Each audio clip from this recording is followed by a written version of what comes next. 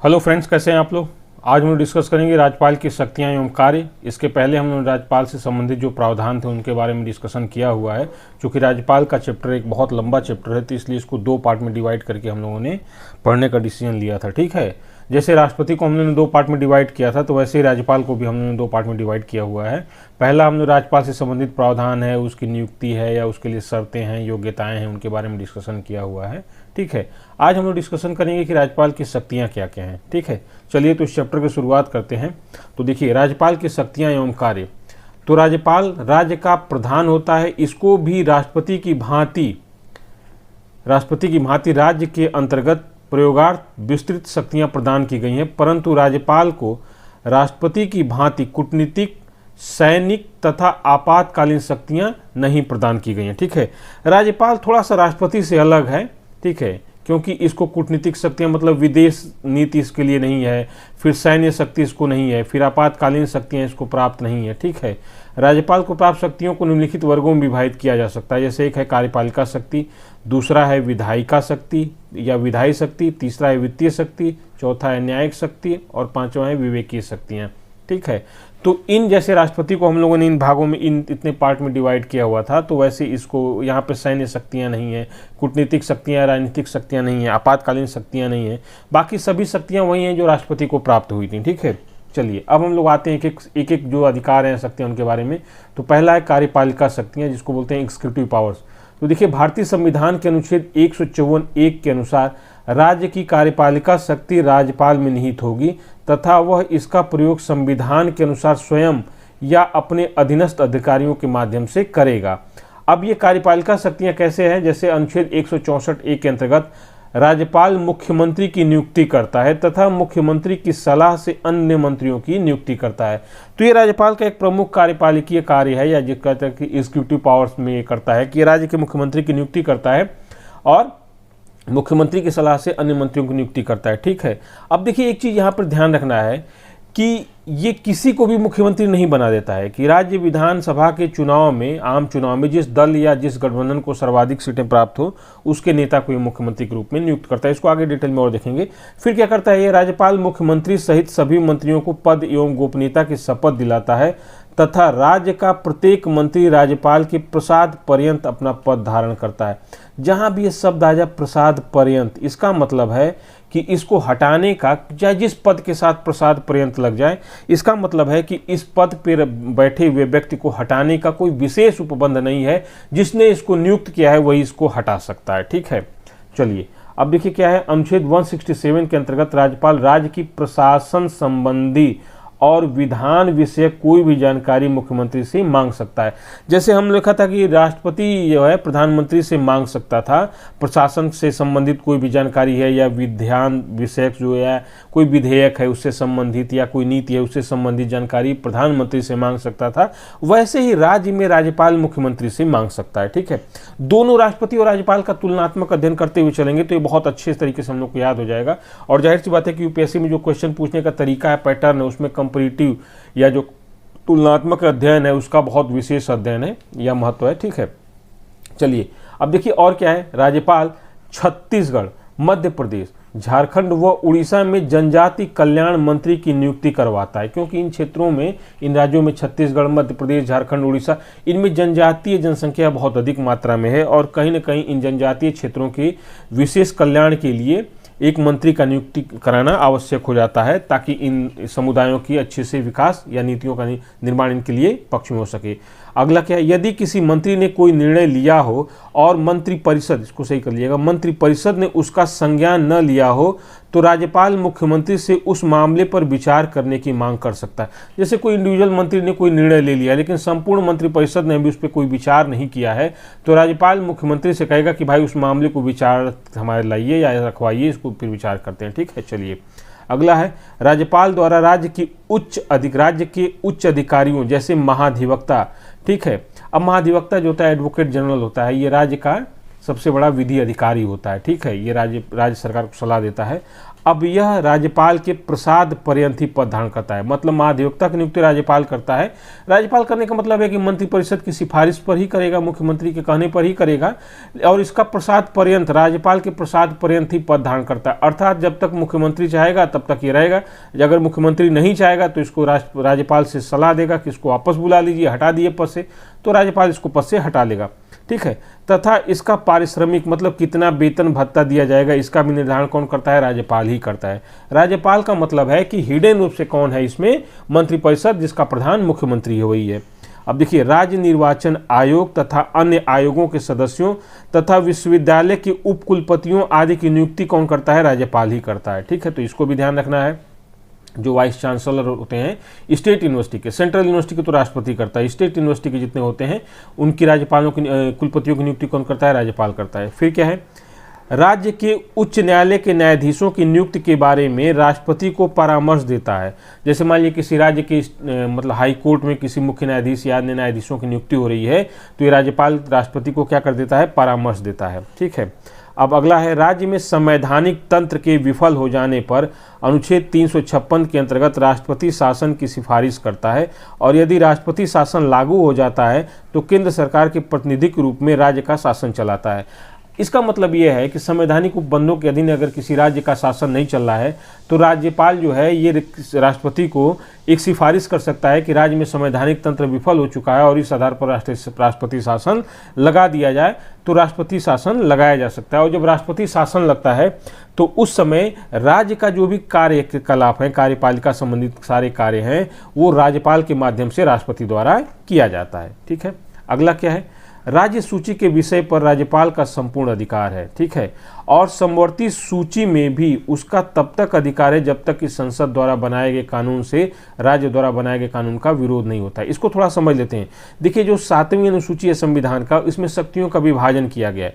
पहला है संघ सूची। संघ सूची का मतलब है कि जिस पर केंद्र ही अधिनियम बनाएगा, इस पर किसी को अधिकार नहीं है, सिर्फ केंद्र ही या केंद्र सरकार या संघ सरकार इस पर क्या बनाएगी? नियम बनाएगी। दूसरा है राज्य सूची। राज्य सूची में क्या होता है कि इस पर सिर्फ राज्य ही कानून बना सकते हैं, राज्य सरकार, अलग अलग राज्य सरकारें अपने हिसाब से कानून बना सकती हैं। कुछ विशेष परिस्थितियों में संसद भी इसमें बना सकती है, जैसे राज्यसभा प्रस्ताव पारित कर दे या दो से अधिक राज्य जो है प्रस्ताव पारित कर दे, तभी केंद्र इसमें संघ सूची पे कानून बना सकता है, या राज्य में राष्ट्रपति शासन लगा दिया गया तब बना सकता है। लेकिन सामान्य तौर पर राज्य सूची पे कानून बनाने का अधिकार राज्य को होता है। एक तीसरी सूची होती है जिसको कहते हैं समवर्ती सूची। इस समवर्ती सूची में क्या होता है कि इस समवर्ती सूची पे राज्य भी कानून बना सकते हैं और संघ भी कानून बना सकते हैं। ठीक है, अब दिक्कत यहाँ पे ये होती है कि मान लीजिए कोई राज्य कानून बनाया है और उसी विषय पर संघ ने कोई कानून बना दिया, तो जहां राज्य सूची के राज्य द्वारा बनाए गए कानून ये अगर संघ से साम्यता रखता है तब तो वो विधिमान्य होगा, और अगर राज्य द्वारा बनाया गया कानून संघ सूची पर जो बनता है, समवर्ती सूची पे अगर राज्य द्वारा जो कानून बनाता है वो संघ से कुछ डिफर है, तो जितनी मात्रा तक डिफर रहेगा वो शून्य हो जाएगा और बाकी जितना साम्यता रहेगा उतना वो सही रहेगा। मान लीजिए कोई कानून बनाता है राज्य यहाँ से यहाँ तक, मान लीजिए कि ये 100% कानून बनाया, अब इसी विषय पे संघ ने कोई कानून बना दिया, मान लेते हैं कि 50% कानून संघ से डिफर करता है, तो ये विलोपित हो जाएगा या समाप्त हो जाएगा, और जो संघ से साम्यता रखता रहेगा वही लागू होगा, बाकी संघ का लागू हो जाएगा। तो याद रखिएगा, समवर्ती सूची में राज्य और संघ दोनों कानून बना सकते हैं। अगर राज्य द्वारा बनाए गए कानून संघ द्वारा बनाए गए कानून से अलग है तो राज्य नहीं माना जाएगा, राज्य द्वारा बनाए गए कानून नहीं माना जाएगा, केंद्र द्वारा या संघ द्वारा बनाए गए कानून ही माना जाएगा। चलिए, जब शक्तियों का हम लोग देखेंगे 7वीं अनुसूची को, तो वहाँ पे थोड़ा डिटेल में इसको देख लेंगे कि कौन कौन से हैं। ठीक है, राज्य लोक सेवा आयोग के सदस्यों व अध्यक्ष की नियुक्ति राज्यपाल करता है। ठीक है, लेकिन याद रखिएगा, राज्य लोक सेवा आयोग के सदस्य और अध्यक्षों की नियुक्ति राज्यपाल द्वारा तो की जाती है, परंतु इन सदस्यों और अध्यक्ष को हटाने का अधिकार राज्यपाल के पास नहीं है, इन्हें केवल राष्ट्रपति द्वारा ही हटाया जा सकता है। ठीक है, तो यहाँ पे याद रखिएगा ये। अगला है, राज्यपाल राज्य सरकार के कार्य के लेन देन को अधिक सुविधाजनक बनाने और उक्त कार्य के मंत्रियों में आवंटन हेतु नियम बना सकता है। ठीक है, तो यहाँ पर भी यह ध्यान रखना है। अब जैसे इसको पूछ सकता है कि कौन सा पदाधिकारी है जिसकी नियुक्ति में राज्यपाल की भूमिका महत्वपूर्ण होती है परंतु उसको हटाने में राज्यपाल की भूमिका गौण हो जाती है या नहीं होती है, गौण क्या नहीं होती है। तो इस तरह के क्वेश्चन भी यूपीएससी पूछ सकता है। हो सकता है कि हम लोग जानते रहें लेकिन इतना डिटेल में नहीं पढ़े हों, या इस तरह हम लोग का दिमाग क्लिक नहीं किया रहता है, तो इस तरह के क्वेश्चन गलत होने की प्रोबेबिलिटी बढ़ जाती है। तो हम लोग को ध्यान रखना है कि जो भी चीज़ पढ़ें हम लोग, एक तो पहला एक क्लियरिटी होनी चाहिए, बहुत अच्छे तरीके से क्लियरिटी होनी चाहिए। कोई भी कॉन्सेप्ट अगर क्लियर नहीं है तो आगे बढ़ने की जरूरत नहीं है, पहले उस कॉन्सेप्ट को क्लियर कीजिए। और मेरे पढ़ाने और समझाने का सबसे महत्वपूर्ण उद्देश्य यही होता है कि आप जो चीज़ भी जानिए बहुत क्लियर जानिए, क्योंकि आधे अधूरे कार्य से या आधे अधूरे नॉलेज से आप यूपीएससी नहीं क्वालिफाई कर सकते हैं। यूपीएससी की क्वालिफिकेशन के लिए सबसे पहले यही है कि आप जो भी जानिए बहुत क्लियर जानिए, कम जानिए लेकिन क्लियर जानिए। अधिक जानिए उलझा हुआ नहीं चलेगा, कम जानिए क्लियरिटी की पूरी उसमें प्रोबेबिलिटी हो या क्लियरिटी उसमें हो, तभी आपको सफल होने की प्रोबेबिलिटी है। अदरवाइज आप कम जानेंगे और क्लियर भी नहीं जानेंगे तो आपके सफल होने की प्रोबेबिलिटी नहीं है, याद रखिए। चलिए हम लोग कार्यकारी शक्तियों के बारे में देखें। अब देखते हैं विधायी शक्तियों, लेजिस्लेटिव पावर्स में क्या क्या है। तो राज्यपाल राज्य विधानमंडल का अभिन्न अंग होता है। जैसे हमने देखा था ना कि राष्ट्रपति संसद का अभिन्न अंग होता है, तो संसद में राष्ट्रपति था, लोकसभा था, राज्यसभा था। तो उसी तरह से राज्य विधानमंडल में राज्यपाल होता है और विधानसभा होती है। जहाँ पे विधानसभा द्विसदनी होती है, अर्थात वहाँ पे विधानसभा के साथ साथ विधान परिषद होता है, वहाँ पर विधानमंडल में राज्यपाल भी होता है, विधानसभा भी होती है और विधान परिषद तीनों होते हैं। तो याद रखिएगा, राज्य विधानमंडल का अभिन्न अंग होता है राज्यपाल, जैसे राष्ट्रपति संसद का अभिन्न अंग होता था। अब इसमें क्या है कि राज्यपाल को निम्नलिखित विधायी शक्तियां प्राप्त है। जैसे अनुच्छेद 174 के अंतर्गत राज्यपाल राज्य विधानसभा का सत्र आहूत करता है। ठीक है, सत्र बुलाता है। और सत्र कितने होते हैं? मेनली 3 होते हैं। जैसे एक होता है बजट सत्र होता है, एक मानसून सत्र होता है, एक शीतकालीन सत्र होता है। राज्यपाल को कम से कम वर्ष में कम से कम 2 सत्र तो आहूत करने ही हैं। क्यों करने हैं? क्योंकि 2 सत्रों के बीच में 6 महीना से अधिक का गैप नहीं होना चाहिए। तो इसलिए सामान्यतः भारत में 3 सत्र आयोजित किया जाता है। कभी कभी विशेष अधिवेशन या विशेष सत्र भी आहूत कर लिया जाता है, लेकिन ये 3 सत्र तो सामान्यतः आहूत किए ही जाते हैं। जो बजट सत्र होता है फरवरी मार्च में होता है, और दूसरा होता है मानसून सत्र जुलाई अगस्त में होता है, फिर शीतकालीन सत्र होता है जो दिसंबर के आसपास होता है। ठीक है, चलिए, तो ये विधानसभा का सत्र आहूत करता है, सत्रावसान करता है, मतलब कहता है कि ये सत्र समाप्त हो गया, बजट सत्र समाप्त हो गया या मानसून सत्र समाप्त हो गया। और विधानसभा को विघटित भी कर सकता है। अब विघटित कैसे कर सकता है? कि एक तो ये हो गया कि भाई विधानसभा का समय समाप्त हो गया और निर्वाचन नहीं हुआ। दूसरा कि जो सरकार थी उसने ये विधानसभा को विघटित करने का, डिसॉल्व करने का राज्यपाल से अनुरोध कर दिया कि विधानसभा को भंग कर दिया जाए। या राज्यपाल ये देखता है कि कोई भी अल्पमत में सरकार है, वो अल्पमत में कोई दूसरा वैकल्पिक सरकार नहीं बन सकती है। तो कई ऐसे होते हैं, मतलब सिचुएशंस होती हैं जब राज्यपाल क्या करता है, विधानसभा को डिसॉल्व कर देता है। ठीक है, या विघटित कर देता है। अगला है अनुच्छेद 175 के अंतर्गत राज्यपाल विधानसभा में या विधान परिषद वाले राज्यों में, जहां दोनों होंगे उसको विधानमंडल कहा जाएगा, विधानमंडल के किसी सदन में या एक साथ दोनों सदनों में अभिभाषण कर सकता है, उसको एड्रेस कर सकता है, तथा विधानमंडल में लंबित किसी विधेयक के संबंध में या किसी अन्य विषय पर शीघ्रता से विचार करने के लिए एक सदन को या दोनों सदनों को संदेश भेज सकता है। तो ये भी राज्यपाल का विधायी शक्ति है। ठीक है, आगे हम लोग देखते हैं अनुच्छेद 176 के अंतर्गत राज्यपाल विधानसभा के प्रत्येक आम चुनाव के बाद प्रथम सत्र के आरंभ में तथा प्रत्येक वर्ष के प्रथम सत्र के आरंभ में विधानसभा, जहां पे विधान परिषद अस्तित्व में, वहां पे विधानमंडल में विशेष अभिभाषण करता है। जैसे आप देखेंगे ना कि केंद्र में एक नई सरकार का गठन हो गया, प्रधानमंत्री जो है नरेंद्र मोदी जी तीसरी बार बने हैं प्रधानमंत्री। तो अब क्या होगा ना कि जो सत्र आयोजित होगा, मतलब आम चुनाव हो गया, प्रथम सत्र होगा, उसमें राष्ट्रपति क्या करेगा, उसको अभिभाषण करेगा। लोकसभा में, राज्यसभा में या दोनों सदनों में संयुक्त रूप से अभिभाषण कर सकता है, उसको एड्रेस कर सकता है। तो राज्यों में भी यही होता है कि किसी विधानसभा का चुनाव हुआ तो जो पहला अधिवेशन होगा, 5 साल में विधानसभा चुनाव हो ही जाता है लगभग, तो जो पहला अधिवेशन होगा उसको एड्रेस कौन करता है, उसको एड्रेस राज्यपाल करता है। राज्य में एक साथ दोनों सदनों को कर सकता है या अलग अलग दोनों सदनों को कर सकता है, और जहाँ पे एक सदन है वहाँ पे एक ही सदन को करेगा। तो राज्य में राज्यपाल करता है और केंद्र में राष्ट्रपति द्वारा किया जाता है। अब देखिए, जिन राज्यों में विधान परिषद अस्तित्व में है उनमें कुल सदस्य संख्या के 1/6 भाग को राज्यपाल द्वारा मनोनीत किया जाता है।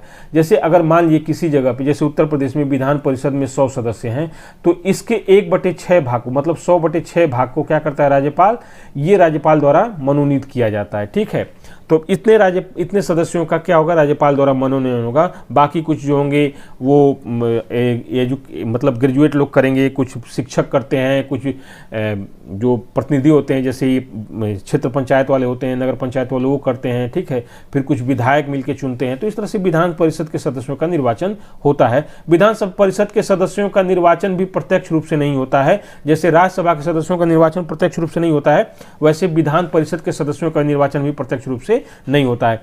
तो जो होता है राज्यपाल जो होता है, विधान परिषद जहां पे अस्तित्व में है, उनमें कुल सदस्य संख्या के 1/6 भाग को राज्यपाल द्वारा मनोनीत किया जाता है। और ये साहित्य, विज्ञान, कला, ठीक है, और ये साहित्य 2 बार लिखा है, ये समाज सेवा, ठीक है, एवं सहकारिता आंदोलन में विशेष ज्ञान एवं अनुभव रखने वाले लोग होते हैं। याद रखिएगा, केंद्र में क्या था, जो राष्ट्रपति द्वारा नियुक्त होते, मनोनीत होते 12 लोग राज्यसभा में, उसमें साहित्य, विज्ञान, कला एवं समाज सेवा था, उसमें सहकारिता आंदोलन नहीं था। जबकि राज्यों में राज्यपाल द्वारा जो मनोनीत होते हैं राज्य विधान परिषद में, उसमें एक अन्य क्षेत्र भी होता है जिसमें सहकारिता आंदोलन से भी लोग होते हैं, उनको भी इसमें मनोनीत किया जाता है। ठीक है, अब अगला है विधानसभा सदस्य की निर्भरता के मुद्दे पर, और साथ में विधान परिषद जहां वहां पे भी सदस्य की निर्भरता के मुद्दे पर निर्वाचन आयोग से परामर्श करने के बाद राज्यपाल ही निर्णय लेता है। जैसे केंद्र में राष्ट्रपति निर्वाचन आयोग से क्या करता था, संसद सदस्यों की निर्भरता से संबंधित प्रश्न था, उस पर निर्वाचन आयोग से परामर्श करके राष्ट्रपति निर्णय लेता था। तो राज्यों में राज्य विधानमंडल के सदस्य की निर्भरता से संबंधित अगर कोई प्रश्न आता है तो राज्य निर्वाचन आयोग से वो क्या करता है, परामर्श लेता है और निर्णय देता है। अगला क्या है, राज्य विधानमंडल द्वारा पारित किसी विधेयक को जब राज्यपाल के पास भेजा जाता है तो वह निम्नलिखित विकल्प बना सकता है। जैसे राज्य विधानसभा द्वारा कोई विधेयक पारित कर दिया गया, अगर एक सदनीय है तो विधानसभा द्वारा पारित होगा, और द्विसदनीय है, वहाँ विधान परिषद भी अस्तित्व में है, तो पहले राज्यसभा द्वारा पारित होगा, फिर विधान परिषद द्वारा पारित होगा, या राज्य विधान परिषद द्वारा पारित होगा, फिर राज्य विधानसभा द्वारा पारित होगा। अब भी दोनों सदन से अगर पारित हो गया तो फिर यह राज्यपाल के पास भेजा जाएगा। जब राज्यपाल के पास भेजा जाएगा तो राज्यपाल के पास कई विकल्प होते हैं।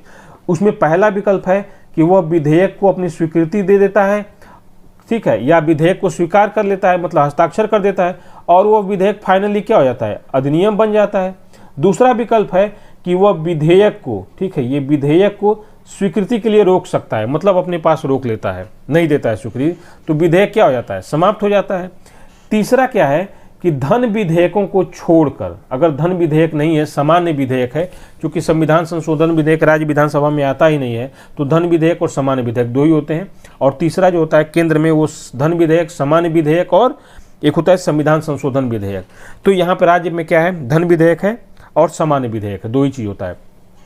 तो धन विधेयक को छोड़कर सामान्य विधेयक को राज्य विधानमंडल के पास पुनर्विचार के लिए वापस भेज सकता है। जैसे केंद्र में राष्ट्रपति क्या करता था, सामान्य विधेयकों को राष्ट्रपति जो है संसद के पास पुनर्विचार के लिए भेज देता था।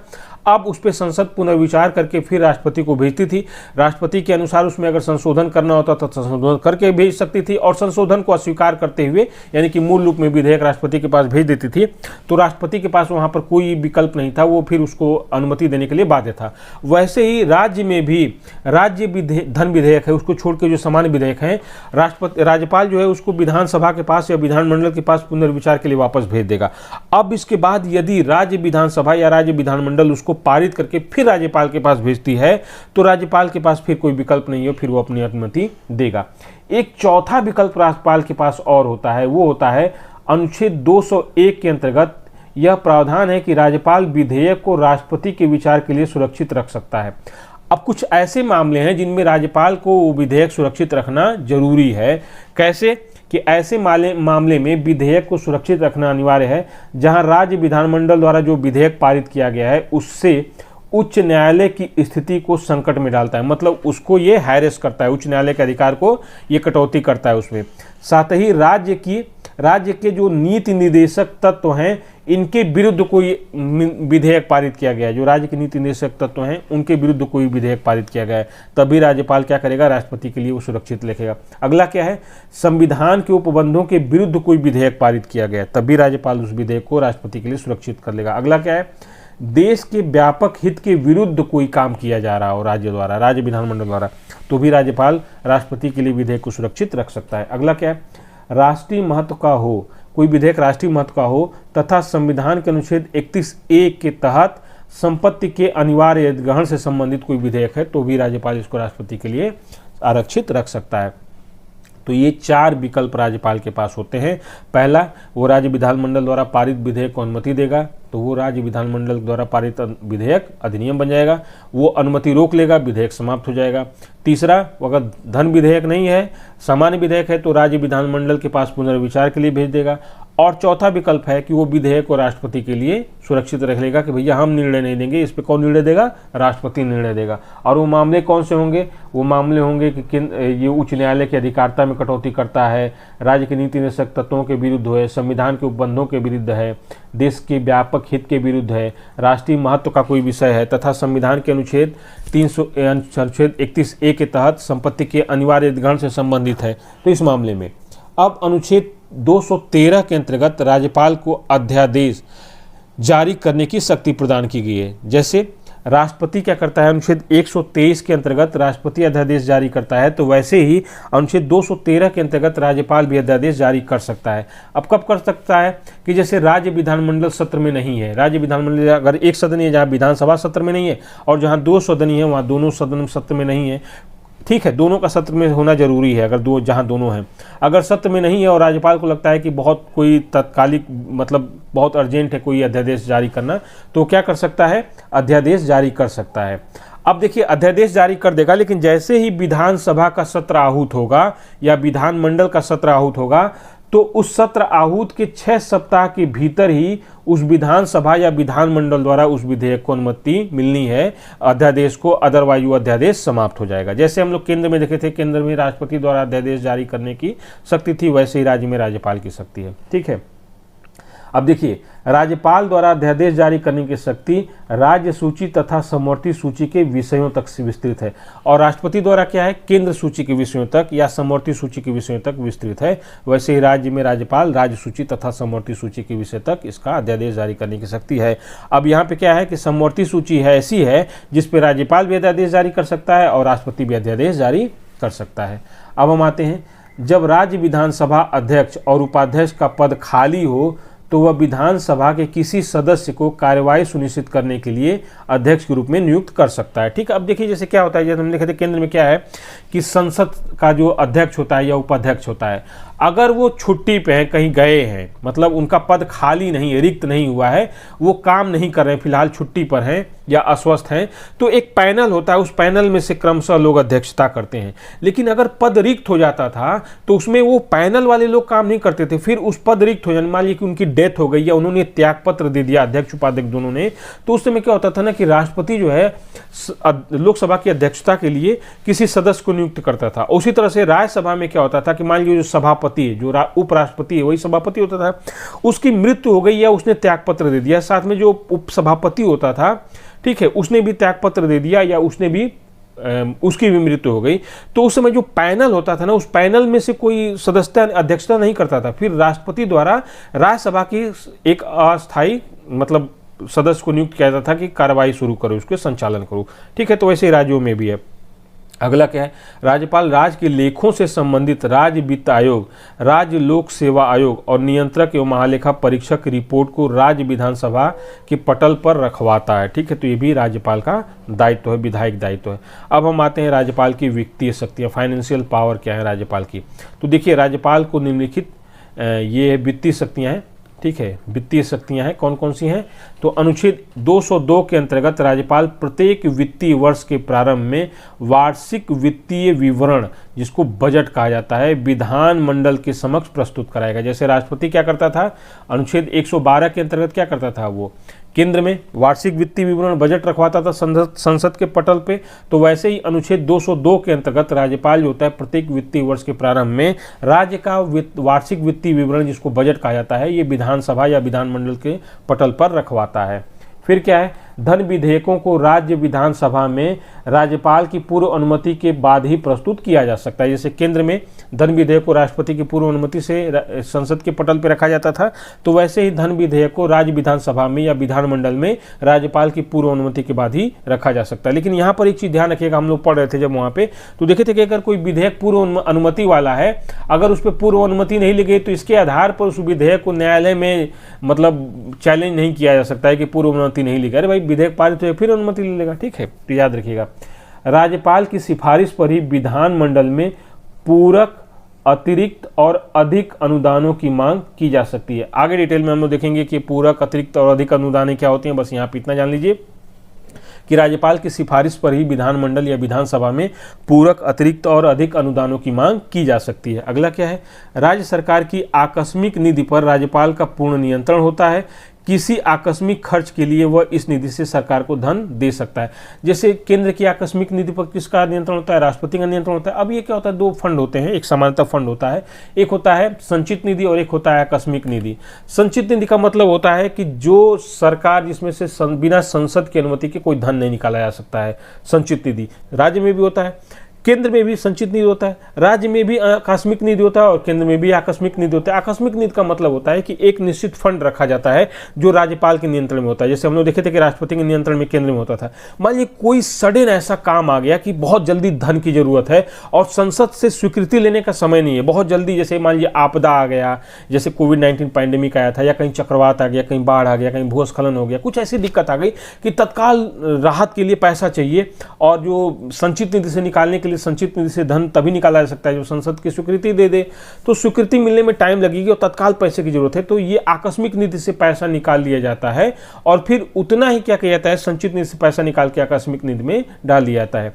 तो ठीक है, इस पे नियंत्रण किसका होता है, राज्य में राज्यपाल के पास नियंत्रण होता है और केंद्र में राष्ट्रपति के पास नियंत्रण होता है। तो वही है, राज्य सरकार आकस्मिक निधि पर राज्यपाल का पूर्ण नियंत्रण होता है। किसी आकस्मिक खर्च के लिए वह इस निधि से सरकार को धन दे सकता है, बाद में उतना ही धन संसद से स्वीकृति लेकर इसमें डाल दिया जाता है। ठीक है, पहले मैं जब पढ़ता था शुरू में ना, जब शुरू की तैयारी करता था, तो मुझे लगता था ना कि ये संचित निधि का मतलब है कि संसद में खूब बड़ा बड़ा बक्सा रखा गया होगा, उसमें संचित निधि का पैसा रखा जाता होगा और वित्त मंत्री जो है लोकेट करते होंगे कि फला मंत्रालय को इतना पैसा दिया जाएगा, फला मंत्रालय को इतना पैसा दिया जाएगा।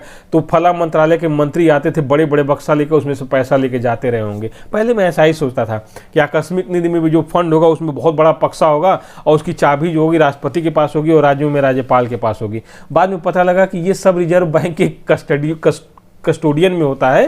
ठीक है, रिजर्व बैंक इसको सब पे करता है, कोई बड़ा बक्सा संसद के पास नहीं होता है और ना ही राज्य विधानसभा के पास कोई बक्से में पैसा होता है। ठीक है, चलिए अगला है, पंचायतों एवं नगरपालिका की वित्तीय स्थिति की हर 5 वर्ष बाद समीक्षा के लिए वह राज्य वित्त आयोग का क्या करता है, गठन करता है। कौन, राज्यपाल करता है राज्य वित्त आयोग का। जैसे केंद्र में क्या है, केंद्रीय वित्त आयोग का गठन राष्ट्रपति करता है, तो वैसे ही राज्य वित्त आयोग का गठन राज्यपाल करता है। ठीक है, अगला है, न्यायिक शक्तियाँ क्या है राज्यपाल की। तो जैसे हमने देखा था राष्ट्रपति की न्यायिक शक्तियाँ हैं थी, वैसे ही राज्यों में राज्यपाल की न्यायिक शक्तियाँ होती हैं।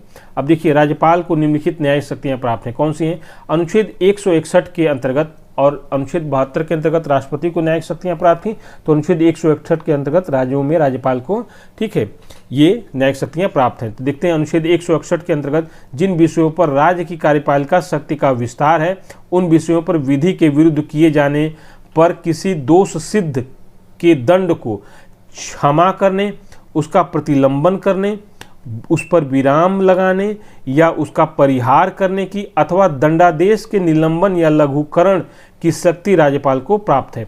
अब इनके बारे में कि क्षमा का मतलब क्या है, प्रतिलंबन का मतलब क्या है, विराम का मतलब क्या है, परिहार का मतलब क्या है, निलंबन का या लघुकरण का मतलब क्या है, इसको राष्ट्रपति की क्षमादान शक्तियों में बहुत अच्छी तरह से हमने समझाया है। आप वहाँ पर उसको देखे होंगे तो आपको बिल्कुल याद होगा, और नहीं देखे हैं तो आप जाके जरूर देख लीजिएगा, यहाँ पर फिर से डिफाइन करने में टाइम चला जाएगा। ठीक है, परंतु राज्यपाल को मृत्यु दंड को क्षमा करने का अधिकार प्राप्त नहीं है। किसी को अगर फांसी या किसी तरह से मृत्यु दंड दिया गया है तो इस पे सिर्फ निर्णय राष्ट्रपति ही ले सकता है, क्षमादान की शक्ति इस पे राज्यपाल कुछ नहीं कर सकता है। ठीक है, साथ ही संघ सूची के विषयों से संबंधित विधि के विरुद्ध किए गए अपराध तथा सैन्य न्यायालय द्वारा दिए गए किसी दंडादेश को क्षमा करने का राज्यपाल के पास अधिकार नहीं है। जब हम लोग तुलना करेंगे राज्यपाल और राष्ट्रपति की आगे चल के, तो उसमें इसको और डिटेल में हम लोग देख लेंगे।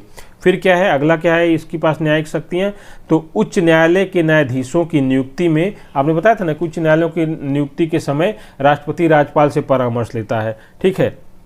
फिर क्या होता है, राज्यपाल जिला जजों की नियुक्ति और प्रोन्नति आदि के मामले में उच्च न्यायालय से परामर्श करता है। तो यहाँ पर याद रखिएगा कि राज्य में अगर उच्च न्यायालय के न्यायाधीशों की नियुक्ति हो रही है तो राष्ट्रपति राज्यपाल से परामर्श लेगा, और राज्यपाल जो होता है जिला जजों की नियुक्ति जो करता है या उनकी प्रोन्नति प्रमोशन जो करता है उसमें उच्च न्यायालय से परामर्श लेता है। तो इसमें भी इसको राज्यपाल को न्यायिक शक्तियाँ प्राप्त हैं। फिर क्या, अनुच्छेद 192 के अंतर्गत राज्यपाल निर्वाचन आयोग की राय से राज्य विधानमंडल के सदस्यों की निर्हरता डिस्क्वालिफिकेशन से संबंधित प्रश्नों का निर्णय लेता है। तो ये भी क्या है, उसकी न्यायिक शक्तियाँ है कि ये डिस्क्वालीफाई होंगे। अब डिस्क्वालीफाई किस आधार पे होंगे, लाभ के पद पे हैं कि नहीं है, इस तरह से कई चीजें होंगी, उनके आधार पे इनको डिस्क्वालीफाई करने का निर्णय ले सकता है, लेकिन राज्य निर्वाचन आयोग की सलाह से ही करेगा, ठीक है। अब राज्यपाल के पास विवेकी शक्तियां भी कुछ होती हैं, जैसे राष्ट्रपति के पास हमने देखा था डिस्क्रिशनरी पावर, वैसे ही राज्यपाल के पास भी कुछ विवेकी शक्तियां हैं। विवेकी शक्तियां का मतलब है अपने विवेक से काम करना। तो अब इसकी थोड़ा डिटेल में यहाँ पे देखते हैं। संविधान के अनुच्छेद 163A के अंतर्गत राज्यपाल को कुछ विवेकी शक्तियां प्रदान की गई हैं, जिनका प्रयोग वह मंत्रिपरिषद की सलाह के बिना भी कर सकता है।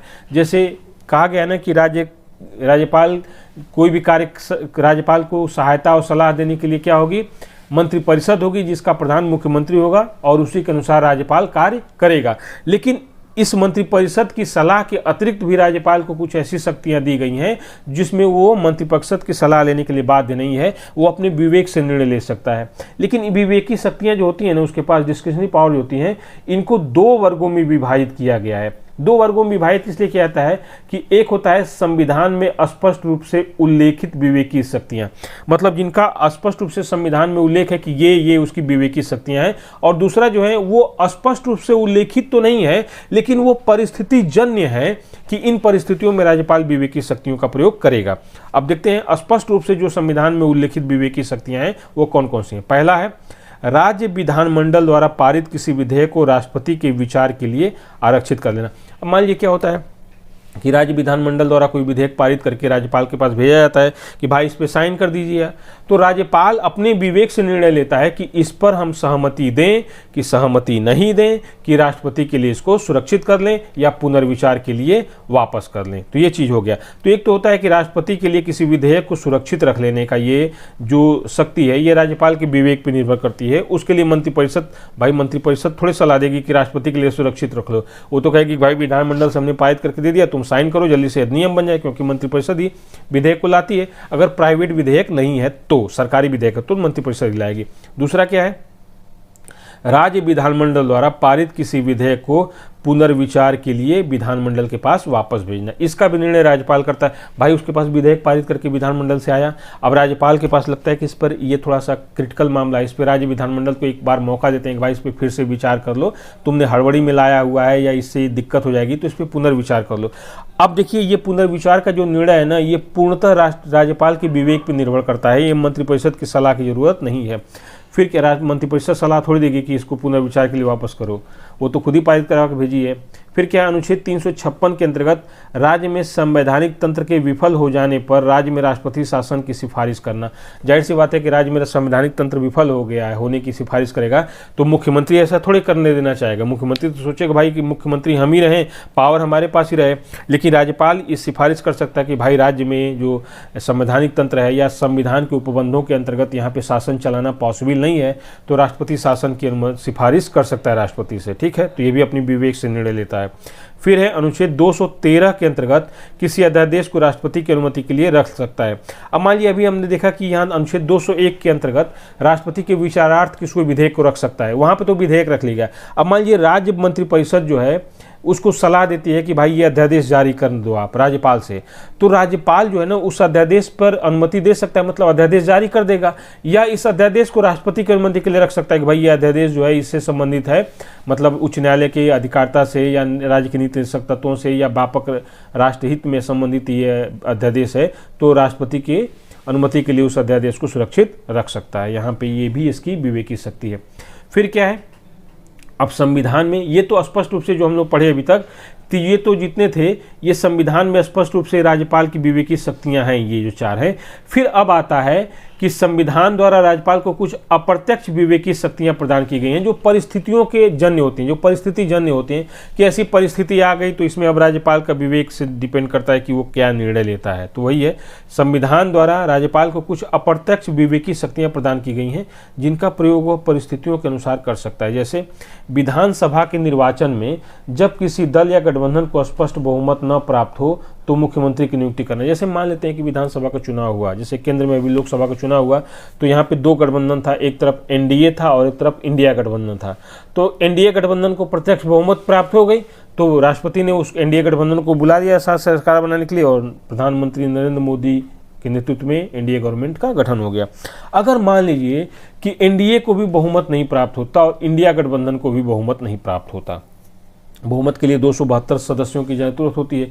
मान लेते हैं किसी वजह से कि इंडिया गठबंधन को 250 मिलते, एनडीए गठबंधन को 260 मिलते और बाकी जो पार्टियां हैं उनको अलग हटके मिल जाती हैं। जैसे बहुत सी ऐसी पार्टियां जो ना तो इंडिया में है ना तो एनडीए में है, ठीक है। जैसे आंध्र प्रदेश की जो जगन मोहन रेड्डी की पार्टी है, फिर आपके बीजू जनता दल उड़ीसा के थे, फिर ठीक है बीआरएस जो तेलंगाना के थे, भारत राष्ट्र समिति, ये किसी गठबंधन में नहीं शामिल थे। अब मान लेते हैं कि अस्पष्ट बहुमत किसी पार्टी या गठबंधन को नहीं मिला तो राष्ट्रपति के विवेक पर निर्भर करेगा कि वो किसको बुलाए। सामान्यतः सबसे बड़े दल या गठबंधन को के नेता को बुलाती है राष्ट्रपति, तो उसी तरह से राज्यपाल जब किसी गठबंधन या दल को स्पष्ट बहुमत प्राप्त नहीं है राज्य विधानसभा में तो किसको मुख्यमंत्री के लिए सरकार बनाने के लिए आमंत्रित करे, मुख्यमंत्री की नियुक्ति करे, ये राज्यपाल के विवेक पर निर्भर करता है। ठीक है, चलिए अब क्या है, यदि राज्यपाल की राय में विधानसभा में सरकार ने बहुमत खो दिया है तो वह राज्य सरकार को बहुमत साबित करने के लिए या मुख्यमंत्री को त्यागपत्र देने के लिए कह सकता है। यदि राज्य सरकार किसी बात के लिए तैयार न हो, मतलब बहुमत साबित करने के लिए भी तैयार नहीं है और त्यागपत्र देने के लिए मुख्यमंत्री तैयार नहीं है, तो राज्य सरकार को बर्खास्त कर सकता है। मान लीजिए राज्यपाल को लगता है कि यार राज्य सरकार जो थी ये बहुमत खो दिए विधानसभा में, इसके पास उतने सदस्य नहीं हैं, तो अपने विवेक से निर्णय ले सकता है कि भैया वो मुख्यमंत्री से कहे कि आप अल्पमत में आ गए हो, आप राज्य में विधानसभा में आकर अपना बहुमत साबित करो और नहीं तो त्यागपत्र दो। इन दोनों के लिए मुख्यमंत्री यदि तैयार नहीं होता है, ना तो वो राज्य विधानसभा में बहुमत साबित करने के लिए तैयार होता है और ना ही वो त्यागपत्र देता है, तो क्या कर सकता है राज्यपाल, मुख्यमंत्री को बर्खास्त कर सकता है या राज्य सरकार को बर्खास्त कर सकता है। मुख्यमंत्री को बर्खास्त करेगा तो स्वतः ही मंत्रिपरिषद बर्खास्त हो जाएगी। ठीक है, अब तीसरा क्या है, यदि राज्य विधानसभा में सरकार के खिलाफ अविश्वास प्रस्ताव पारित कर दिया गया है परंतु मुख्यमंत्री इस्तीफा नहीं दे रहा है तो मुख्यमंत्री को बर्खास्त कर सकता है। कुर्सी का चक्कर है भैया, कुर्सी बड़ी महत्वपूर्ण होती है, सारी मार काट तो इस कुर्सी के लिए ही है। मान लीजिए राज्य विधानसभा में जो सरकार है उसके खिलाफ विपक्ष अविश्वास प्रस्ताव लेकर आया और वो अविश्वास प्रस्ताव पारित हो गया, इसका मतलब है कि सदन में मुख्यमंत्री या सरकार ने अपना विश्वास खो दिया है, फिर भी मुख्यमंत्री त्यागपत्र देने को तैयार नहीं है। ठीक है, तो मुख्यमंत्री क्या कर सकता है, राज्यपाल क्या कर सकता है, मुख्यमंत्री को बर्खास्त कर सकता है। ठीक है, अगला क्या है, राज्यपाल कुछ विशेष परिस्थितियों जैसे किसी महत्वपूर्ण मामले पर शीघ्र विचार करने के लिए या मुख्यमंत्री के बहुमत में संदेह होने पर वह विधानसभा का अधिवेशन बुला सकता है। जैसे राज्यपाल चाहता है कि कोई ऐसा जरूरी मसला है जिस पे विशेष परिस्थिति आ गई है कि इस पे विशेष मतलब तुरंत इस पे मंत्रिपरिषद जो विचार करे, तो वो इस विशेष परिस्थितियों में क्या हो सकता है या विशेष महत्वपूर्ण मामलों में मंत्रिपरिषद या मतलब अधिवेशन बुला सकता है।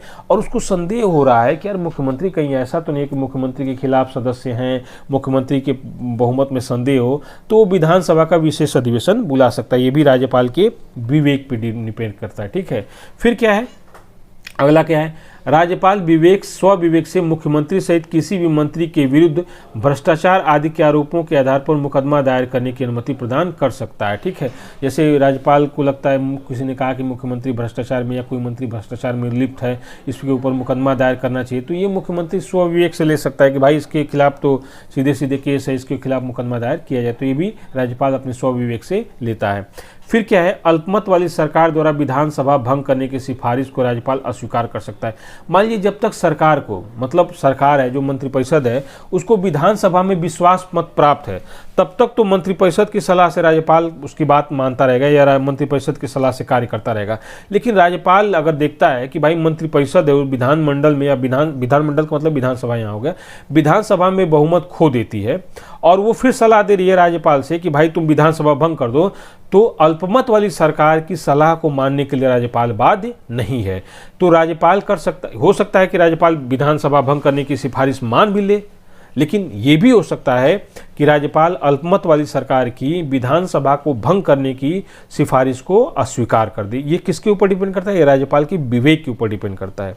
फिर क्या है, अनुच्छेद 163 के अंतर्गत यह प्रावधान किया गया है कि राज्यपाल द्वारा अपनी विवेकीय शक्तियों के प्रयोग से लिया गया निर्णय इस आधार पर प्रश्नगत नहीं किया जा सकता कि उसे वह कार्य स्वविवेकानुसार करना चाहिए था या नहीं। जैसे अगर राष्ट्रपति ने कोई कार्य राज्यपाल ने कोई कार्य विवेकानुसार किया, अपने विवेक से किया है, तो किसी न्यायालय में जाके ये प्रश्न नहीं उठाया जा सकता या जिसको चैलेंज नहीं किया जा सकता कि राष्ट्रपति को यह कार्य अपने विवेकानुसार करना चाहिए था या नहीं करना चाहिए था। तो ये इसको चैलेंज नहीं किया जा सकता है। विवेकीय शक्तियों के अंतर्गत हाँ, मनमाना काम नहीं किया गया, संवैधानिक उपबंधों के अधीन किया गया था। ठीक है, अब ये नहीं कि ये मुख्यमंत्री पूर्ण बहुमत में सरकार चला रहे उसको हटा के जो अल्पमत वाला दूसरे को मुख्यमंत्री बना दे, ऐसा उल्टा पुल्टा काम नहीं। जो वास्तव में डिफाइंड है विवेकाधिकार शक्तियां, उसके अंतर्गत कार्य किया गया है, तो उसको किसी न्यायालय में जाके चैलेंज नहीं किया जाएगा। अब हम लोग आते हैं राज्यपाल का विशेष उत्तरदायित्व क्या है कुछ राज्यों के मामले में। तो विशेष उत्तरदायित्व क्या है कि अनुच्छेद 271(2) के तहत महाराष्ट्र और गुजरात राज्यों के राज्यपाल का विशेष उत्तरदायित्व है किसके संदर्भ में? विदर्भ, मराठवाड़ा, सौराष्ट्र और कच्छ। इसमें विदर्भ और मराठवाड़ा महाराष्ट्र के हैं, सौराष्ट्र और कच्छ गुजरात के हैं, आदि के लिए विकास बोर्डों की स्थापना करना। चूंकि ये पिछड़े हुए क्षेत्र हैं, तो यदि राष्ट्रपति ऐसा निर्देश दे तो राज्यपाल क्या कर सकता है कि महाराष्ट्र के विदर्भ और मराठवाड़ा तथा गुजरात के सौराष्ट्र और कच्छ आदि के लिए विकास बोर्डों की स्थापना कर सकता है। फिर इसी तरह से अनुच्छेद 371(a) के अंतर्गत नागालैंड के राज्यपाल का विशेष उत्तरदायित्व है जो नागालैंड के क्षेत्रों के बारे में प्रावधान करने का। फिर क्या है, अनुच्छेद 371(c) के अंतर्गत मणिपुर के राज्यपाल का विशेष उत्तरदायित्व मणिपुर के पहाड़ी क्षेत्रों में निर्वाचित होने वाली समिति का उचित कार्यकरण सुनिश्चित करने के लिए विशेष उपबंध राज्यपाल को दिया गया है उत्तरदायित्व।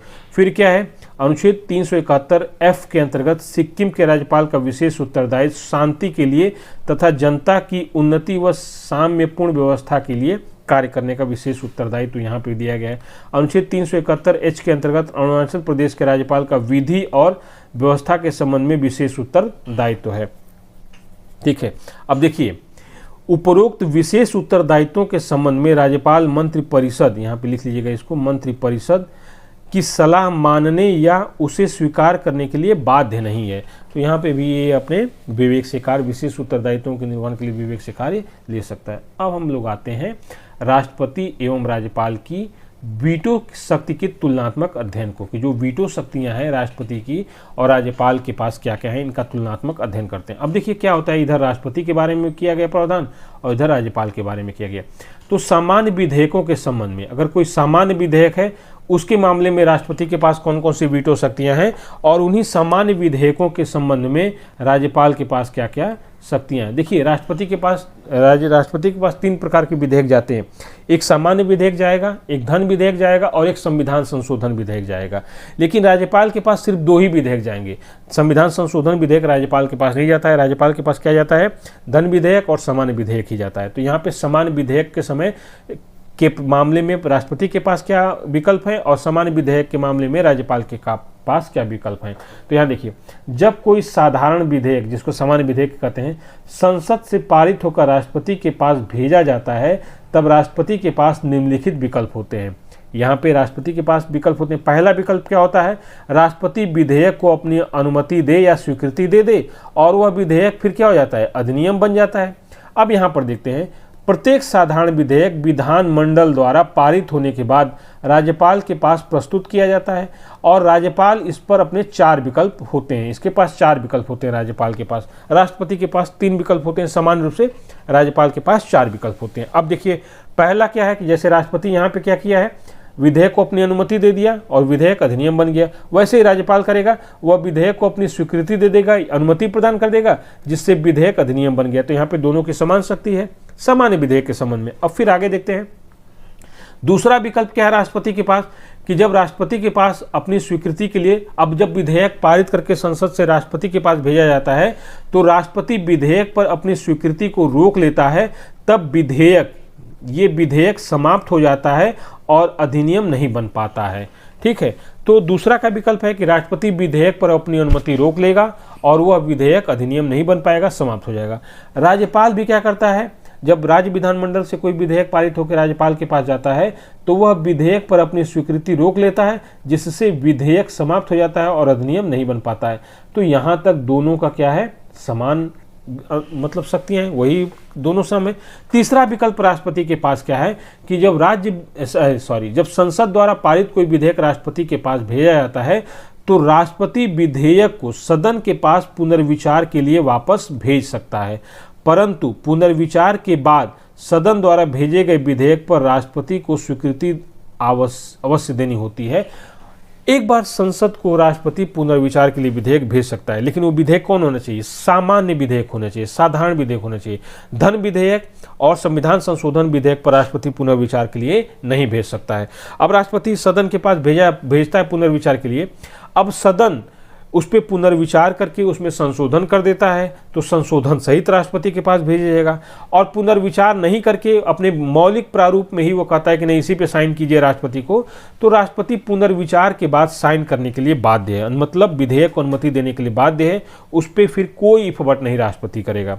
अब राज्यपाल भी क्या करता है कि यहाँ पर देख लीजिए, राज्यपाल भी क्या करता है कि जब कोई विधेयक राज्य विधानमंडल द्वारा पारित होकर राज्यपाल के पास आता है तो राज्यपाल भी वह विधेयक को विधानमंडल के पास पुनर्विचार के लिए भेज सकता है। तो राज्यपाल भी क्या करता है, विधानमंडल के पास पुनर्विचार के लिए भेज सकता है। यदि सदन द्वारा पुनः विधेयक परिवर्तन के साथ या परिवर्तन रहित राज्यपाल के पास भेजा जाता है, जैसे मैंने राष्ट्रपति के बारे में बताया कि विधानमंडल राष्ट्रपति के मतलब संशोधन को स्वीकार कर लेता है या संशोधन को नहीं स्वीकार करता है और फिर राष्ट्रपति के पास भेजता है कि भैया इस पर अनुमति दो, तो अब राज्यपाल भी अनुमति देने के लिए राष्ट्रपति की ही भांति क्या है, बाध्य है। पुनर्विचार के बाद भेजा गया विधेयक राज्यपाल फिर कुछ नहीं करेगा, उस पर फिर अपनी अनुमति देगा। ठीक है, तो ये तीनों जो ये वीटो शक्तियां थीं ये सामान्य थीं। किसके बारे में, सामान्य विधेयकों के संबंध में राष्ट्रपति और राज्यपाल की तीनों जो शक्तियां थीं वो समान है। एक चौथी शक्ति राज्यपाल के पास है, वो ये है कि हमने जो बताया था कि अनुच्छेद 201 के तहत राज्य विधानमंडल से पारित कोई विधेयक जब राष्ट्रपति के पास जाता है तो राष्ट्रपति उसको राज्यपाल के पास भेजता है राज्य विधानमंडल, तो राज्य विधानमंडल द्वारा पारित किसी विधेयक को राज्यपाल राष्ट्रपति के विचार के लिए सुरक्षित रख सकता है। क्यों रख सकता है, वही उच्च न्यायालय की अधिकारिता में कटौती करने वाला विधेयक हो सकता है, या राज्य के नीति निषेध तत्वों में कटौती वाला हो सकता है, या संवैधानिक उपबंधों के विरुद्ध हो सकता है। तो कई मामले हैं कि राज्य विधानमंडल द्वारा अगर पारित कोई विधेयक है तो राज्यपाल उसको राष्ट्रपति के लिए क्या कर सकता है, सुरक्षित रख सकता है। तो ये तो सामान्य विधेयकों के संबंध में है। ठीक है, अब यहाँ पर देखते हैं, जब कोई विधेयक राज्यपाल द्वारा राष्ट्रपति के विचारार्थ सुरक्षित कर लिया जाता है तो राष्ट्रपति के पास निम्नलिखित 3 विकल्प होते हैं। वही जो बताया था ये चौथा, कि यहाँ पे राज्यपाल द्वारा राष्ट्रपति के विचार के लिए कोई विधेयक अगर सुरक्षित कर लिया जाता है तो अब राज्यपाल की भूमिका समाप्त हो जाती है। विधेयक पर अनुमति देने या न देने का कार्य किसका होता है, राष्ट्रपति का होता है, राज्यपाल सिर्फ माध्यम रह जाता है। ठीक है, तो अब क्या होता है कि जब कोई विधेयक राज्यपाल द्वारा राष्ट्रपति के विचारार्थ सुरक्षित रख लिया जाता है तो राष्ट्रपति के पास 3 विकल्प होते हैं अब उस विधेयक पे। पहला है, राष्ट्रपति वह विधेयक को स्वीकृति प्रदान कर देगा जिससे वह अधिनियम बन जाएगा। राष्ट्रपति क्या करेगा, राज्य विधानसभा द्वारा पारित विधेयक जो राज्यपाल द्वारा राष्ट्रपति के लिए सुरक्षित रखा गया था, तो अब राष्ट्रपति उस विधेयक पर अनुमति दे देगा, मतलब अपनी हस्ताक्षर कर देगा, जिससे वह विधेयक क्या हो जाएगा, अधिनियम बन जाएगा। दूसरा विकल्प क्या होगा कि वह विधेयक पर अपनी स्वीकृति नहीं प्रदान करेगा और विधेयक समाप्त हो जाएगा, मतलब अनुमति नहीं देगा और विधेयक समाप्त हो गया। तीसरा क्या होता है राष्ट्रपति के पास विकल्प, कि राष्ट्रपति राज्य विधानमंडल को विधेयक पर पुनर्विचार के लिए भेज सकता है।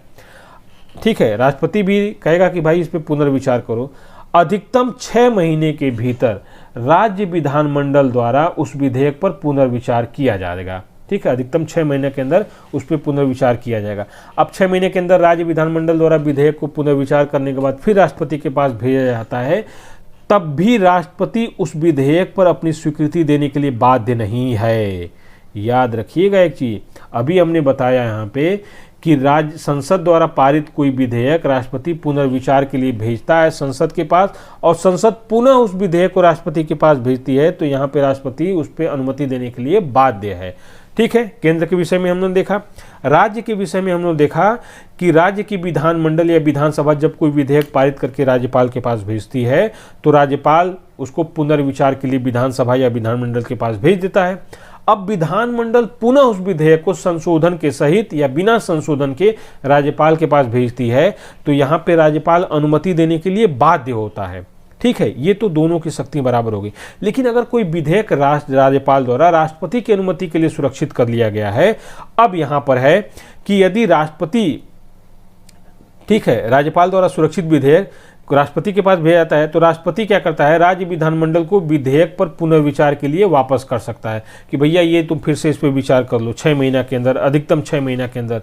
6 महीना के अंदर ही राज्य विधानमंडल द्वारा पारित विधेयक जब राष्ट्रपति के पास फिर भेजा जाता है कि हमने पुनर्विचार कर लिया, अनुमति दीजिए इस पे, तो यहाँ पे राष्ट्रपति अनुमति देने के लिए अभी भी बाध्य नहीं है। वो अनुमति दे भी सकता है और नहीं भी दे सकता है। तो याद रखना है एक चीज़ पे, यहाँ पे थोड़ा सा ट्विस्ट है। अब एक चीज सवाल ये भी आता है कि मान लीजिए अधिकतम 6 महीना के अंदर राज्य विधानमंडल उस विधेयक पर पुनर्विचार करके और संशोधन करके राष्ट्रपति के पास नहीं भेज पाती है, तो क्या होगा। तो अगर 6 महीना के अंदर राज्य विधानमंडल उस विधेयक पर पुनर्विचार करके फिर से राष्ट्रपति के पास नहीं भेजती है, तो वो विधेयक समाप्त हो जाएगा। ठीक है, उसका कोई अस्तित्व नहीं रह जाएगा। तो ये ट्विस्ट थोड़ा सा इसको ध्यान में रखना है। अब हम लोग आते हैं कि एक सामान्य विधेयक के बारे में देख लिए थे, अब हम लोग देखते हैं धन विधेयक के बारे में। दोनों के पास क्या शक्तियां हैं, राष्ट्रपति के पास संसद में, और धन विधेयक के संबंध में राज्यपाल का, राज्य विधानमंडल के द्वारा पारित धन विधेयक के बाद में राज्यपाल की क्या शक्तियां हैं। तो देखिए पहले राष्ट्रपति देख लेते हैं। जब कोई धन विधेयक संसद द्वारा पास करके या पारित करके राष्ट्रपति के पास स्वीकृति के लिए भेजा जाता है, तो राष्ट्रपति के पास 2 विकल्प होते हैं। पहला है वह धन विधेयक को स्वीकृति देगा जिससे वह अधिनियम बन जाएगा। ठीक है, जब धन विधेयक पारित करके संसद द्वारा राष्ट्रपति के पास भेजा जाता है तो उसके पास 2 विकल्प होता है। पहला विकल्प है कि वह धन विधेयक को स्वीकृति दे देगा और धन विधेयक अधिनियम बन जाएगा। इसी तरह से राज्य विधानमंडल द्वारा पारित कोई धन विधेयक जब राज्यपाल के पास भेजा जाता है तो क्या होता है, जब कोई धन विधेयक राज्य विधानमंडल द्वारा पारित करके राज्यपाल के पास स्वीकृति के लिए भेजा जाता है, तो राज्यपाल के पास 3 विकल्प होते हैं। यहाँ पे याद रखिएगा, राष्ट्रपति के पास 2 विकल्प होते हैं लेकिन राज्यपाल के पास 3 विकल्प होते हैं। पहला विकल्प है वह धन विधेयक को स्वीकृति दे देगा, तब विधेयक अधिनियम बन जाएगा। जैसा कि राष्ट्रपति ने दिया था संसद द्वारा पारित धन विधेयक पे, वैसे ही राज्य विधानमंडल द्वारा पारित धन विधेयक पे राज्यपाल भी करेगा। यहाँ पे दोनों समान है। दूसरा विकल्प क्या है राष्ट्रपति के पास, कि संसद द्वारा पारित धन विधेयक पर राष्ट्रपति क्या करेगा, वह विधेयक पर अपनी स्वीकृति पर रोक लगा सकता है जिससे विधेयक समाप्त हो जाता है। ठीक है, तो राष्ट्रपति क्या करेगा, धन विधेयक पे स्वीकृति पर रोक लगा देगा और समाप्त हो जाएगा। ठीक है, लेकिन याद रखिएगा धन विधेयक पर राष्ट्रपति स्वीकृति पर रोक नहीं लगाएगा, क्योंकि उसकी पूर्व अनुमति से लाया ही जाता है, तो फिर इजाजत देकर उसको क्यों अस्वीकृत करेगा। तो याद रखिएगा एक सैद्धांतिक है, व्यवहार में ऐसा नहीं होता है। अब राज्य विधानमंडल द्वारा पारित कोई धन विधेयक है तो राज्यपाल के पास भेजा जाएगा, तो क्या करेगा, वह विधेयक को अपनी स्वीकृति प्रदान नहीं करता जिससे विधेयक समाप्त हो जाता है। तो याद रखिएगा राज्य विधानसभा या विधानमंडल में भी धन विधेयक राज्यपाल की पूर्व अनुमति से ही लाया जाता है, तो उस पर स्वीकृति रोकने का कोई सवाल नहीं है। तो ये भी एक सैद्धांतिक व्यवहार में ऐसा कहीं नहीं होगा कि स्वीकृति नहीं देगा, वो देगा। ठीक है, अब देखिए राष्ट्रपति यहाँ पे देखिए धन विधेयक के संबंध में राष्ट्रपति, ध्यातव्य है कि धन विधेयक को राष्ट्रपति पुनर्विचार के लिए वापस नहीं भेज सकता है। याद रखिएगा, इसलिए राष्ट्रपति के पास 2 विकल्प है कि या तो अनुमति देगा या अनुमति नहीं देगा, पुनर्विचार के लिए वापस नहीं भेज सकता है। और क्योंकि धन विधेयक राष्ट्रपति की पूर्व अनुमति से ही प्रस्तुत किया जाता है, इसलिए वह अपनी अनुमति दे देता है। याद रखिएगा, किसी लिए पुनर्विचार के लिए नहीं भेजता है, क्योंकि उसकी अनुमति से लाया ही गया है तो उस पर अनुमति दे देता है। तो ये अस्वीकार करने वाली धारणा भी सैद्धांतिक है। अब राज्यपाल के पास एक तीसरा विकल्प ये है कि वह विधेयक को राष्ट्रपति के विचारार्थ सुरक्षित रख लेता है। ठीक है, 2 विकल्प तो राज्यपाल के पास पहले है कि वह स्वीकृति दे देगा, और पहला विकल्प स्वीकृति देगा, दूसरा विकल्प अस्वीकृति दे देगा। तीसरा विकल्प है कि वह धन विधेयक को राष्ट्रपति के लिए क्या कर ले, सुरक्षित कर ले। इस तरह राज्यपाल धन विधेयक को पुनर्विचार के लिए विधानमंडल के पास वापस नहीं भेज सकता है। तो इसके पास दो विकल्प है राज्यपाल के, तो एक तीसरा विकल्प ये हो जाता है कि राष्ट्रपति के लिए सुरक्षित रख लेगा, लेकिन राज्य विधानमंडल के पास पुनर्विचार के लिए वापस नहीं भेजेगा। जैसे केंद्र में राष्ट्रपति भी राज्य संसद के पास पुनर्विचार के लिए वापस नहीं भेजेगा। ठीक है, तो ये देख लिए हम लोग। अब देखिए यहाँ पे क्या होता है कि जब धन विधेयक राज्यपाल द्वारा राष्ट्रपति के विचारार्थ सुरक्षित रख लिया है तो राष्ट्रपति के पास क्या विकल्प होते हैं। जैसा कि साधारण विधेयक में देखा था हम लोगों ने, तो अब देखते हैं कि जब धन विधेयक किसी राज्यपाल द्वारा राष्ट्रपति के विचारार्थ सुरक्षित रख लिया जाता है तो राष्ट्रपति के पास निम्नलिखित दो विकल्प होते हैं। राष्ट्रपति के पास विकल्प क्या होता है, वह विधेयक को अपनी स्वीकृति प्रदान करता है तथा विधेयक अधिनियम बन जाता है। ठीक है, तो पहला तो विकल्प यह है कि भैया वो अनुमति दे दिया, विधेयक अधिनियम बन गया। दूसरा विकल्प क्या है, वह विधेयक पर अपनी स्वीकृति रोक लेता है जिससे विधेयक समाप्त हो जाता है। तो पहला विधेयक है कि वो अनुमति देगा, दूसरा विधेयक है, दूसरा विकल्प है, पहला विकल्प है अनुमति दे देगा, विधेयक बन अधिनियम बन गया। दूसरा विकल्प है कि विधेयक पर अनुमति रोक लेगा, विधेयक समाप्त हो गया। अब देखिए यहाँ स्पष्ट है कि राज्यपाल द्वारा राष्ट्रपति के लिए सुरक्षित विधेयक पर राज्यपाल की भूमिका समाप्त हो जाती है। जैसे मैं कहा कि एक बार अगर राज्यपाल ने किसी विधेयक को राष्ट्रपति के लिए सुरक्षित कर लिया, चाहे वो सामान्य विधेयक हो चाहे धन विधेयक हो, तो राज्यपाल की भूमिका फिर समाप्त हो जाती है। फिर डायरेक्ट इस पर निर्णय कौन लेता है, राष्ट्रपति लेता है। राज्यपाल की इस पर कोई भूमिका नहीं होती, बस मध्यस्थ की भूमिका रह जाती है। तो यहाँ स्पष्ट है कि राज्यपाल द्वारा राष्ट्रपति के लिए सुरक्षित विधेयक पर राज्यपाल की भूमिका समाप्त हो जाती है। साथ ही राज्यपाल द्वारा राष्ट्रपति के लिए सुरक्षित धन विधेयक को राष्ट्रपति विधानमंडल के पास पुनर्विचार के लिए वापस नहीं भेज सकता है, या तो अनुमति देगा या अनुमति नहीं देगा। तो यहाँ पर ये चीज़ ध्यान रखिएगा। अब हम लोग आते हैं, ये तो हम लोग देखे विधेयक के मामले में राष्ट्रपति और राज्यपाल की तुलना। अब देखते हैं क्षमादान के मामले में राष्ट्रपति और राज्यपाल की शक्ति का तुलनात्मक अध्ययन, कि क्षमादान की जो शक्तियां हैं उस पर राष्ट्रपति और राज्यपाल का तुलनात्मक अध्ययन करेंगे। तो इधर देखेंगे राष्ट्रपति की क्या क्षमादान की शक्तियां हैं, इधर देखेंगे राज्यपाल की क्या क्षमादान शक्तियां हैं। तो देखिए राष्ट्रपति, वह केंद्रीय विधि के विरुद्ध किसी अपराध के लिए दोष सिद्ध ठहराए गए किसी व्यक्ति के दंड को क्षमा, उसका प्रतिलंबन, विराम, परिहार करने अथवा दंडादेश का निलंबन और परिहार या लघुकरण करने की शक्ति रखता है। किसके केंद्रीय विषय, जो हमने बताया था ना कि जो संविधान की 7वीं अनुसूची में जो संघ सूची का विषय है उस पर राष्ट्रपति को यह अधिकार प्राप्त है। अब राज्यपाल क्या है, वह राज्य सूची के विषय पर, जो राज्य सूची के विषय हैं, राज्य सूची के विषय पर किसी अपराध के लिए सजा प्राप्त किसी व्यक्ति को क्षमादान कर सकता है या दंड को स्थगित कर सकता है या विराम या परिहार कर सकता है। तो ये केंद्र सूची के विषय पर राष्ट्रपति कर सकता है और राज्यपाल राज्य सूची के विषय पर कर सकता है। तो दोनों का ये तुलनात्मक अध्ययन हो गया। फिर आगे देखते हैं इसमें। अब यहाँ दूसरा पॉइंट है, वह मृत्युदंड की सजा को भी क्षमा कर सकता है। मतलब राष्ट्रपति मृत्युदंड की सजा को भी क्या कर सकता है, क्षमा कर सकता है, उसको कम कर सकता है या उसको स्थगित कर सकता है या इसको बदल सकता है। ठीक है, एकमात्र उसे मतलब राष्ट्रपति ही यह अधिकार रखता है कि वह मृत्युदंड की सजा को पूर्णतः माफ कर दे।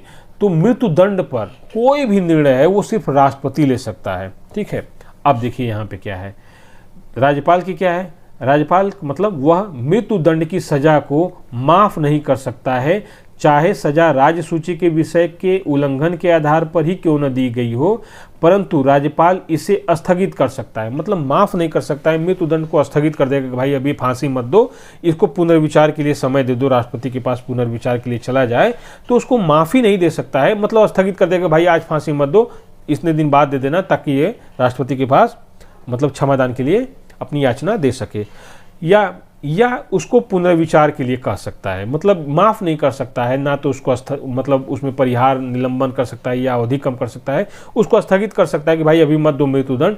तो याद रखिए मृत्युदंड पर सजा माफ करने का अधिकार सिर्फ किसको है, राष्ट्रपति को।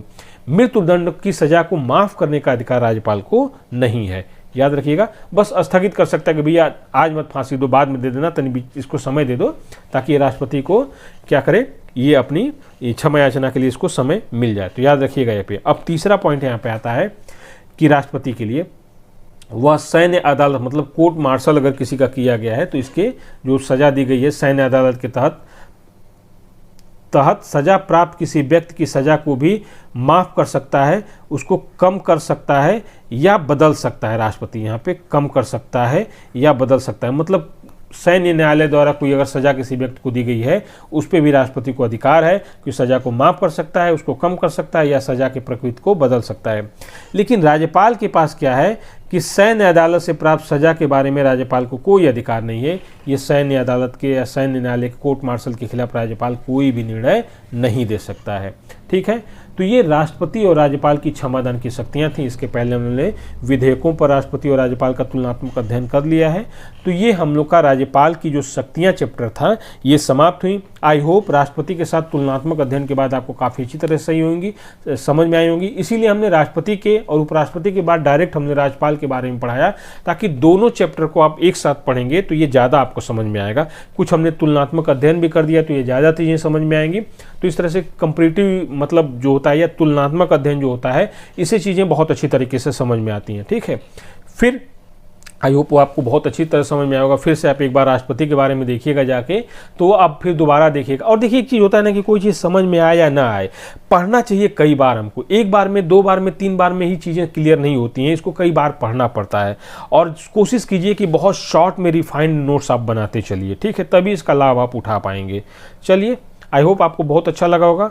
फिर मिलते हैं नेक्स्ट डे नेक्स्ट लेक्चर के साथ। Thank you.